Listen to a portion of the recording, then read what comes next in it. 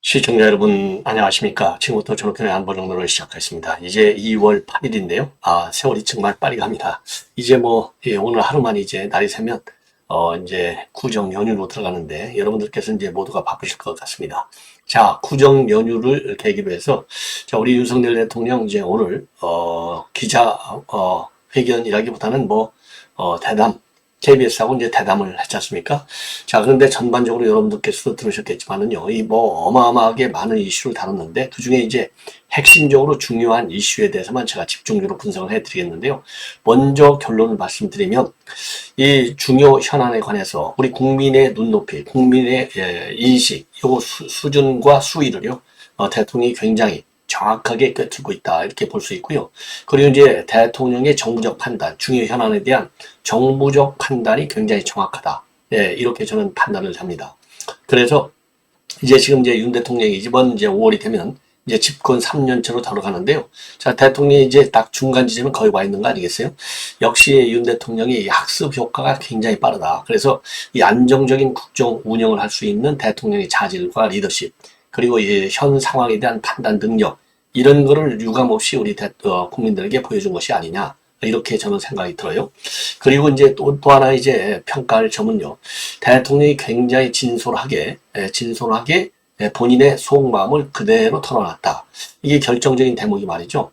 이제 과거의 대통령 보면 이제 그 대통령 부인하고 어떤 대화를 하는지 이런 것들이 이제 언론에 잘 밝혀진 바가 별로 없어요. 그 대통령 본인이 이렇게 솔직 담백하게 이야기하는 경우가 별로 없는데, 윤 대통령은 그 부분에 대해서도 굉장히 그대로 얘기를 한 것 같아요. 그래서 시중에서도 이 김건희 여사의 이런 이 정치적인 의견이랄까 이런 것들이 이제 종종 나오기도 하는데요. 자, 그래서 한마디로 얘기해서 이제 특히 이제 김건희 여사 이번에 이제 이 몰카 이거에 관해서도요, 우리가 느끼는 대로 그런 문제 의식을 그대로 느끼고 있다. 그리고 이제 본인 같았으면 좀 더 단호하게 대응을 했을 텐데, 이제 아버지 관계, 우리도 마찬가지잖아요. 조상 얘기하면 약해지잖아요. 그러니까 이제 자기 부모 세대를 얘기하는, 이렇게 보면 굉장히 약해지거든요. 약해지는 고리를 이 최재형이라는 인간이 딱 뚫고 들어온 거, 이게 이제 바로 공작인 것이죠. 저는 그래서 이 최재형의 공작에는 반드시 북한이 배후에 있을 것이다 라고 저는 심정을 갖고 있는 거예요. 자, 그래서 수사 단계에서도 말이죠, 이제 경찰에서 지금 수사하고 있는데, 물론 이제 권익위 검찰 전부 다 지금 이게 이제 관련되어 있는데, 요거 철저하게 수사를 해야 되겠다라는 말씀을 드리고 싶어요. 자, 그러면 이게 이제 저의 총평입니다. 총평을 먼저 말씀을 드리고, 그 다음에 이제 대통령의 이 발언 내용을 쭉 설명하면서 논평이 필요한 부분에 대해서 제가 논평을 하겠습니다. 근데 제가 보기에요, 윤 대통령이 굉장히 쉬운 용어로 쉽게 설명을 아주 자세히 했어요. 그래서 별도로 제가 논평하지 않더라도 제 방송을 시청하시는, 사랑하시는 여러 우리 애청자들 모두 다 아실 거라고 저는 생각을 합니다. 그리고 제가 그동안에 주요 현안마다 이제 쭉 제가 이제 코멘트 해 온 거하고, 그 다음에 윤 대통령이 오늘 얘기한 걸 비교해 보시면 저의 이제 논평의 수준과 이 방향성, 이런 것도 여러분들께서 얼마만큼 이제 대통령 또는 정부 여당의 시각과 같이 가는지, 또 다르게 가는지, 왜 다르게 가는지, 이런 것들도 여러분들께서요, 충분하게 평가하실 수 있을 것 같아요. 자, 그러면요, 우선 이 최재형이, 이거는 목사라고 할 필요도 없죠. 이런 인간 말이죠. 무슨 이런 게 목사입니까? 지금 교계에서 이걸 퇴출시키려고 지금 여러 가지 준비를 하고 있다, 이런 내용도 이미 나오고 있는 거 아니겠습니까? 자, 그래서 요거는요, 제가 이 논평이 다 끝난 다음에 말씀을 드리도록 하겠습니다. 자, 그래서 이 목사와 관련해서요, 아쉬운 점이 있는데 국민께 걱정 끼치는 일이 없도록 앞으로는 분명하게 하겠다. 그리고 이번 일로 부부싸움을 했느냐, 이런 앵커 질문에 대해서는 전혀 안 했다. 그리고요, 윤 대통령이, 제 아내가 중학교 때 아버지가 돌아가셔서 최 목사가 아버지와 동양이라는 친분을 얘기하면서 왔고, 대통령이나 대통령 부인이 누구한테 박절하게 대하기는 참 어렵다, 옳은 얘기죠. 자꾸 오겠다고 해서 그걸 매장하게 그치 못한 것이 문제라면 문제고, 아쉽지 않았나 생각이 된다. 그리고 저한테 만약 미리 이런 상황을 얘기했더라면 조금 더 단호하게 됐을 텐데, 제 아내 입장에서는 그런 여러 상황 때문에 물리치기가 어렵지 않았나 생각되고 아쉬운 점이 있다. 네. 그리고 여당에서 저 김건희 여사에 대해서는 이제 정치공작 희생자라고 주장하는 거, 여기에 대해서는요, 시계에 몰카까지 설치해서 이런 걸 했기 때문에 이건 공작이다. 선거 총선을 앞둔 시점에 촬영 1년이 지나서야 이렇게 터지는 것 자체가 정치 공작이다. 그러나 정치 공작이라고 하는 게 중요한 게 아니고 앞으로는 이런 일이 발생하지 않게 조금 더 분명하게 선을 그어서 조심하는 게 중요하다는 말씀을 드리고 싶다. 바로 요 대목이 제일 중요한 것 같아요. 예, 앞으로 이렇게 조심하겠다. 그리고 조금 더 분명하게 단호할 때는 단호하게, 선을 그을 때는 선을 그어가면서 처신을 해야 되겠다. 뭐 이번 기회에 그러니까요, 요 대목을 보면, 예, 이런 대통령의 생각을 보면 여기에 대해서 이제 김건희 여사도 공감하는 거 아니겠습니까? 예. 그리고요, 이번 논란을 계기로 특별감찰관제, 그리고 이 부속실 설치 요구, 이 감찰관은 국회에서 뽑고 보내는 것이다. 이건 뭐 기존의 입장대로고요. 그리고 제2부속실은 현재 검토 중에 있다라고 밝혔습니다. 자, 그리고 제 아내가 사람을 내치지 못해서 자꾸 오겠다고 하니까 사실상 통보하고 밀고 들어오는 건데 그걸 박절하게 막지 못한다면 이 부속실이 있어도 만날 수밖에 없는 것 아니겠느냐. 이것도 옳은 얘기죠. 예. 그래서 저나 제 아내가 앞으로는 국민께서 걱정 안 하시도록 사람을 대할 때 좀 더 명확하게 단호하게 해야 된다는 점이다. 자, 그리고요. 정치 사안에 관해서 이제 김건희 여사하고 얘기를 하느냐. 이 질문에 대해서는요. 부으니까 한다. 그러나 바쁜 일정상 대화가 쉽지는 않지만 비교적 많은 대화를 하는 편이다. 이렇게 입장을 밝혔습니다. 바로 이 대목도 시중에서도 김건희 여사하고 윤 대통령하고 얘기를 많이 한다더라. 이런 얘기가 나왔거든요. 요거 그대로 인정하는, 이게 쉽지 않은 대목이죠. 이런 걸 볼 때 윤 대통령이 굉장히 진솔되게 담담하게 전부 다 얘기했다. 라는 점을 저는 높이 평가를 해야 될 것이 아닌가 이런 생각이 들고요. 그리고 이제 한동훈 비대위원장과의 소통 문제에 관해서는 가까운 사이였지만 총선을 끝나고 보자. 그리고 최근에 총한 적은 없고 비대위원장 취임 무렵에 통과를 했는데 저도 선거 중이나 공천에는 관여하지 않겠다고 밝혔고 가까운 사이였지만 총선 끝나고 보자고 했고 본인도 그렇게 하겠다고 했다. 예. 그리고요. 정무수석을 통해서 필요한 소통을 하고 있고 직접 전화를 한 것은 한 위원장 입장이기 때문에 적절하지 않다. 예. 그리고 이제 한동훈 위원장한테 대통령실에서 사퇴 요구를 했다는 보도, 이제 이관섭 비서실장 했다는 이런 보도가 나왔지 않습니까? 대통령이나 당의 대표 위치에 있는 사람이나 국가 국민을 위해서 일을 해야 하는 사람이다. 사사로운 일은 중요하지 않고 그런 것에 의해 판단하면 안 된다. 예, 이렇게 입장을 내놨고요. 그리고 이제 대통령실 참모들이 대거 이제 총선에 출마하는 거, 대통령 후광이 작용하겠느냐? 이거 언론에서 가만히 안 있을 것이다. 그리고 대통령 후광이라고 하는 것은 불가능할 것이라고 본다. 그리고 그분들이 출마하겠다는 것을 내가 막을 수는 없었다. 그리고 특혜라는 건 기대도 하지 말고 저 자신도 그런 걸 해줄 능력이 안 된다고 했다. 이게 똑부러지게 얘기한 것이죠. 이것도 지금까지 이제 언론에 나온 내용하고 똑같이 대통령의 생각이 단호하다. 이 점을 알 수 있는 것 같아요.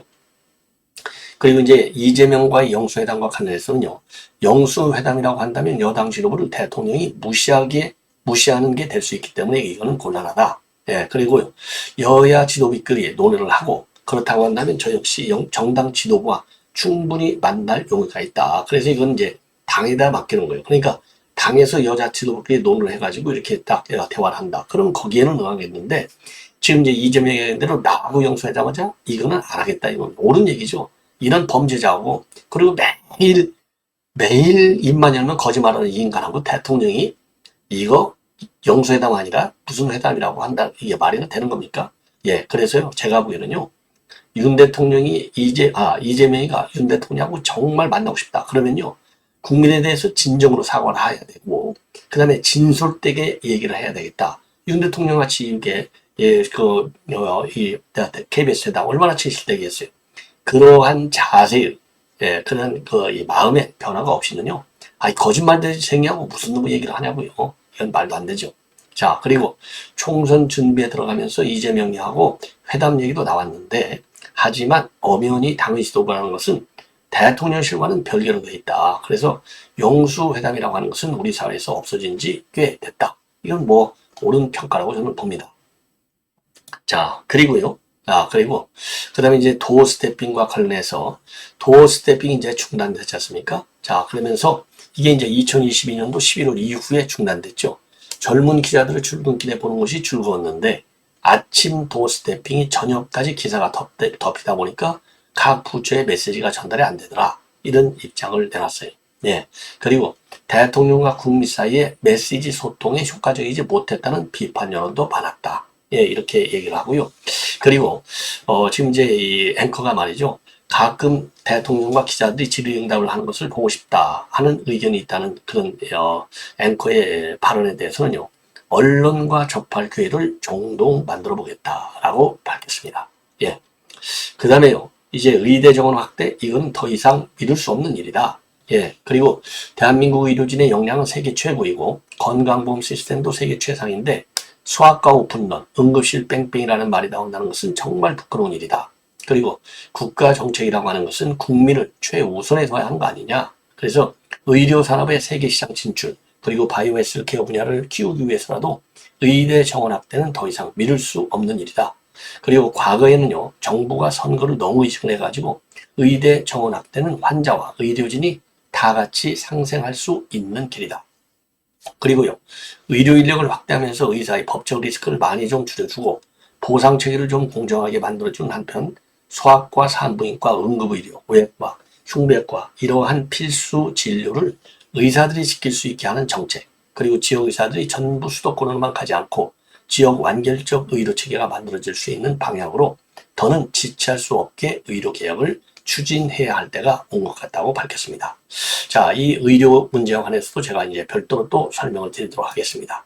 자, 그 다음에는 이제 이 저출산 문제, 이거 어마어마하게 크잖아요. 그래서 최우선 국정 과제로 삼겠고, 일단은 1.0을 목표로 하겠다. 그래서 우리 사회에 불필요한 경쟁에 너무 많이 휘달려 있고, 그리고 규제 완화를 통해서 적극적으로 물가 관리도 하겠고, 은행은 자유로운 경쟁을 유도하는 것이 맞다고 본다. 이러한 입장을 내놨습니다. 예.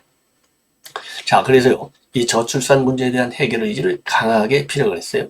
그래서 일단은 합계 출산율 1.0을 목표로 하겠는데, 그동안 20여 년 동안 정말 제동도 많이 투입하고 노력을 했지만은 효과가 별로 없었고, 구조적인 부분, 또 구체적인 정책 부분을 좀 나눠서 이번에는 저출산 고령사회위원회를 정말 효율적으로 가동해서 뭔가 가시적인 결과가 나올 수 있도록 추진하겠다. 그리고요, 좀 더 구조적인 문제, 그래서 우리 사회가 너무 과도한 불필요한 이런 경쟁에 너무 많이 휘달리는 것이 아니냐. 조금 더 가정을 중시하고 좀 휴머니즘에 입각한 이런 가치를 가지고 살 수 있어야 된다. 예, 그리고요, 민상과 직결되는 물가 관리, 금리 문제에 대해서도 이제 강력하게 대책을 시행하겠다고 밝혔는데요. 사과를 비롯한 과일들이 그 물가 관리가 좀 어려운데 정부가 비축 물량을 좀 시장에 많이 풀고 또 이런 수입 과일들도 관세를 인하해서 좀 낮은 가격으로 시장에 많이 유입될 수 있도록 이런 정책을 지금 취하고 있다. 그리고 국민들의 생필품, 이런 생활 물가에 대해서는 규제 완화와 공급 정책을 통해서 물가 관리를 좀 더 적극적으로 해 나가려고 한다. 그리고 은행 독과점 문제와 금리 문제도 지적하고 있어요. 그래서 우리나라 은행이 대형화되는 과정에서 자연스럽게 이런 과점 산업 체제가 됐는데, 그러다 보니까 대출 서비스를 받는 고객들의 입장에서는 독과점에 이제 피해를 보는 그런 점들이 많다. 그러면서 말이죠, 자유로운 경쟁을 좀 유도하는 것이 맞겠다. 그리고 다양한 대출 조건 금리를 다 보고 또 편리하게 갈아탈 수 있게 함으로써 과점 체계에 있는 은행들 간의 경쟁을 유도한 결과 금리가 현재 1.6포인트 정도 내려왔다. 그래서 윤석열 정부는 이 신용대출은 물론이고 최근요, 주택담보대출, 전세대출까지 확대된 대출 갈아타기 서비스를 적극 확대하고 있다고 밝혔습니다. 자, 이번에는 이제 이 개식용금지법, 여기에 대해서는요, 집사람도 적극적인 생각을 하고 있다. 그리고 이제 우리 문화도 많이 지금 바뀌어야 되겠다. 그리고 이제 강아지를 6마리씩이나 키우다 보니까 입법화에 나서달라는 요청을 많이 받았고, 집에서도 이 문제에 관해서 얘기를 한 적이 있다. 이런 입장을 밝혔어요. 그리고 여러분들 잘 아시다시피 개식용금지법 제정에 김건희 여사가 어마어마하게 앞장선 것 아니겠습니까? 자, 그래서 이제 그동안에도 이게 많이 나왔는데, 이번에 이제 입법이 완료된 것이죠. 자, 그래서 지난달 9일 날 이 식용 목적으로 개를 도살하면요, 3년 이하의 징역 또는 3천만 원 이하의 벌금에 처하는 그런 내용의 이 개식용 금지법이 제정이 된 바 있어요. 자, 그래서 개식용 금지법은 사육과 유통 그리고 판매기를 하면 2년 이하의 징역 또는 2천만 원 이하의 벌금에 처하도록 되어 있습니다. 그 다음에요, 이 대통령이 이제 한중 대외 관계 기조 다르지 않다, 교육도 전혀 문제가 없다, 이런 입장을 내놨고요. 그리고 이제 이번 미국 대선이 이제 11월 달에 있게 되는데, 지금 누가 대통령이 될지는 모르지만은 누가 대통령이 되든 간에 대외 정책 기조에는 큰 변화가 없을 것이다, 이런 입장을 내놨어요. 그리고 동맹국의 선거 결과를 예측하는 것은 적절하지 않고, 그동안 백악관은 물론이고 미의회 양당과 상하 의원과 만나왔는데 여야 따로 없이 미국의 대외 기조는 제가 볼 때 큰 차이가 없는 것으로 느꼈다. 그리고 작년에 만난 미 상원 의원단이 의미 있는 얘기를 하더라. 그러면서요, The president changes but Congress stands still. 그러니까 이제 대통령은 change, 바뀐다 이거죠. 그러나 Congress stands still, 의회는 그대로 간다 이거예요. 그래서 미 의회에는 다선 의원도 많이 있기 때문에 미국의 대외 정책 기조는 왔다 갔다 하지 않는다는 의미로 말한 것이 아닌가 하는 생각이 든다. 그래서 우리는요, 한미 관계는 동맹을 얼마나 더 강화하느냐의 문제이지 큰 영향은 없을 것이라고 본다, 이러한 입장을 내놨습니다. 자, 그래서 제가 이제 핵심적인 중요한 부분에 대해서는요, 지금 좀 자세하게 말씀을 드렸습니다. 그리고 이제 자유일보의 보도를 보면 말이죠, 지금 기독교계에서는요, 몰카 공작을 한 이 취재에 대한 비판 분위기가 굉장히 고조되고 있습니다. 그래서 지금 퇴출을 하고 있다. 퇴출 문제를 지금 다루고 있습니다. 그래서 목사가 공산주의를 지지하는 거, 이거는 언어 도단이다. 공산주의 주적은 자유민주주의가 아닌 기독교에 있다. 그러니까 지금 북한은 종교 활동을 허용하지 않고 있는 거 아니겠어요? 그래서 대한민국 국민도 아닌 사람이 대한민국 국정을 뒤흔들어 왔는데 이거 본국으로 추방을 해야 되겠다, 이런 지금 입장을 가지고 있습니다. 그래서요, 수도권 기독교 총연합회도요, 지난 2일 날 국회에서 기자회견을 갖고요, 자, 이러한 이 최 목사 이 불법적 행태 그리고 기독교 사상에 대한 왜곡, 이 문제를 갖다가 비판한 바 있어요. 예. 자, 그래서 이게 이제 미국 사람이다 보니까 미시민권자잖아요. 자, 그러다 보니까 조금 이제 다루는데 좀 어려운 점은 있지만 어쨌든 간에 이제 철저하게 다뤄 나가야 되겠다, 이런 말씀을 드리고 싶습니다. 자, 그리고요, 지금 여러분들 이미 한번 말씀을 드렸지만은 지금 이제 박은정 검사가 말이죠, 이 김건희 여사 사직한다 이런 걸 하면서 또 김건희 여사를 저격하고 있어요. 예. 자, 그러다 보니까 이게 지금 이제 파장을 지금 야권에서는요, 계속 키워 나갈 계획을 아주 작심하고 있는 것 같아요. 예.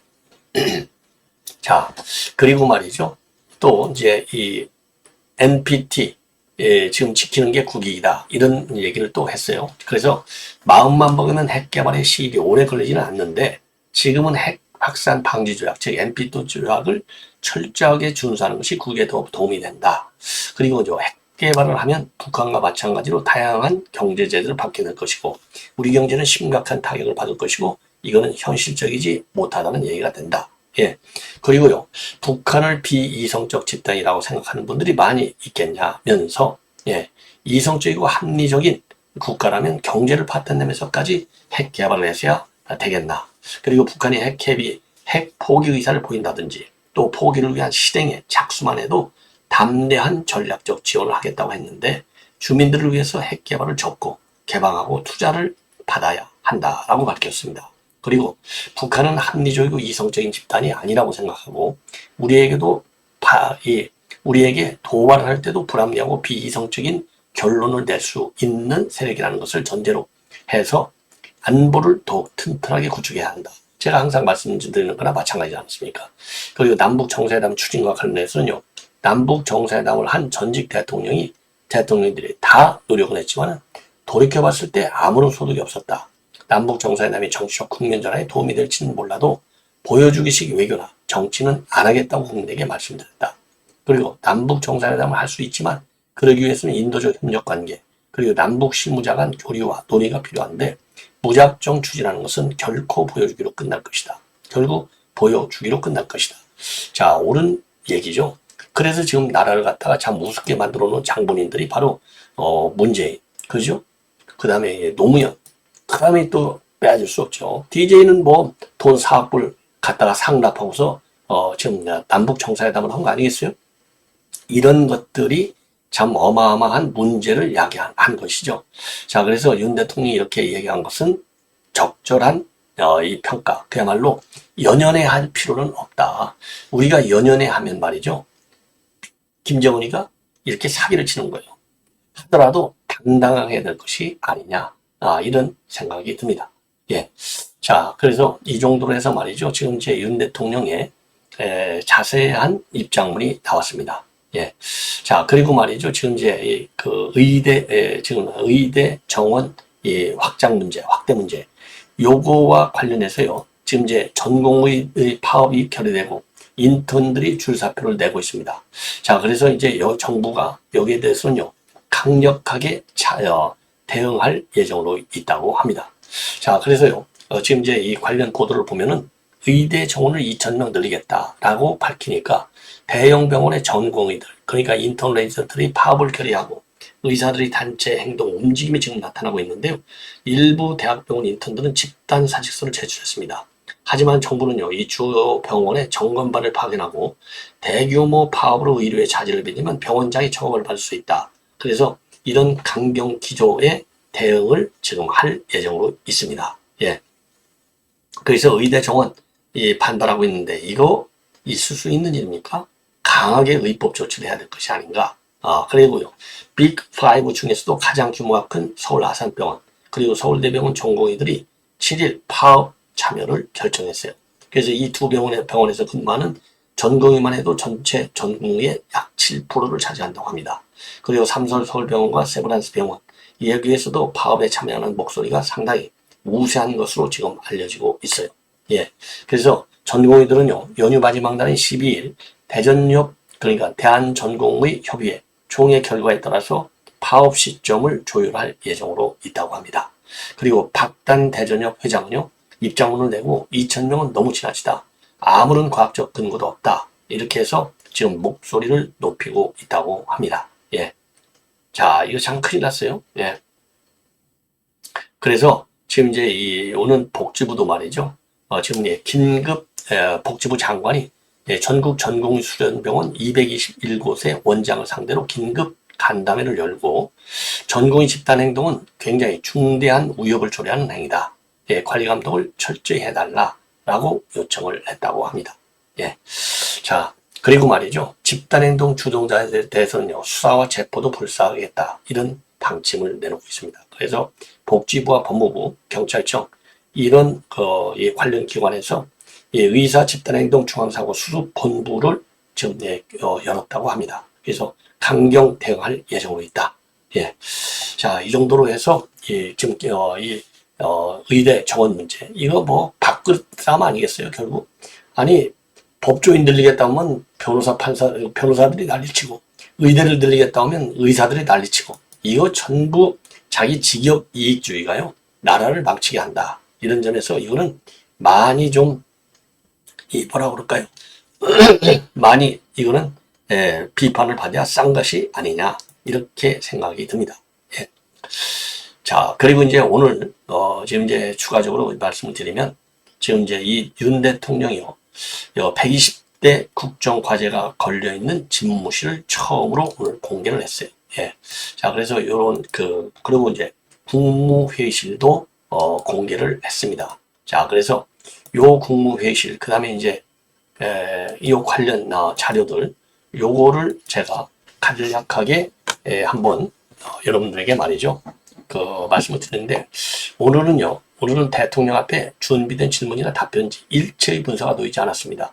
그리고 현장에는요 프롬프터 이런 것도 설치가 되지 않았어요. 그래서 녹화는요 대담과 대통령실 소개 등을 합쳐서 모두 120분간 진행이 됐고 실제 방송은 촬영본보다 20분 모자란 100분으로 진행이 됐습니다.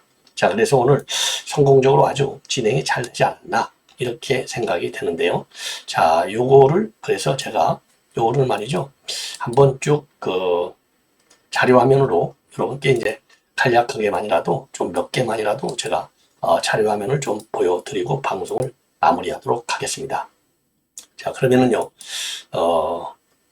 하나씩 이제 보여드릴게요. 화면 한 3개 정도만 제가 대표적인 화면 3개 정도만 보여드리겠는데요. 자, 우선 이게 이제 120개 국정과제가 딱 벽에 걸려 있어요. 요거를 이제 대통령이 매일매일 본다는 겁니다. 자, 그 다음에 이제 그 대통령실 내부를 이제 또 공개했지 않습니까? 자, 거기서 이제 오늘 공개된 걸 보면은 이 반려견, 이 정도로 이제 이 반려견, 관심이 이제 대통령이 지대한 관심을 갖고 있고, 요게 이제 그대로 사진으로 이렇게 다 걸려 있는 장면이 되겠고요. 자, 그 다음에는요, 이제 인터뷰하는 요 장면이 되겠습니다. 자, 그래서 요렇게 이제 아무것도 없이요. 종이 하나, 페이퍼 하나. 이거 문재인은 맨날 A4 딱 들고 다녔잖아요. 이게 아무것도 없이 그냥 얼굴만 보고 오늘 대담을 진행했어요. 그러니까 그만큼 윤 대통령이 많은 공을 들이는 거가 이런 데서 지금 표시가 나는 것이 아니냐, 이렇게 생각이 듭니다. 자, 이렇게 해서요, 그 인터뷰, 대담, 요것은 요걸로 마무리를 짓겠습니다. 대단히 고맙습니다.